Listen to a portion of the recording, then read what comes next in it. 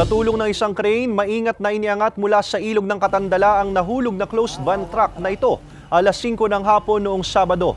Ayon sa Ibaan MDRRMO mula sa Imus City, Cavite, ang truck na may lamang grocery items at patungo sana sa bayan ng San Juan sa Batangas. Naligaw umano ang truck nang sundan nito ang isang navigation app kaya napunta sa barangay Katandala. Dahil umano sa dulas ng daan, nawala ng kontrol ang driver ng truck. Ligtas ang driver at pahinante nitong kasalukuyang nasa kustudiya ng Ibaan PNP. Sinisika pa ng GMA Regional TV Balitang Southern Tagalog na makuhanan ng pahayag ang driver at pahinante ng truck. Iba yung pag-ingat sa kalsada ang abiso ng otoridad, lalo ngayong nakararanas ng pag-uulan.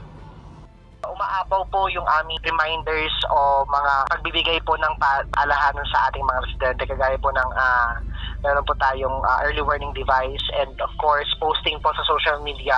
At the same time, meron po tayong mga tarpaulins na nakalagay po if non-passable na po ang Katandala and Balanga Bridge po.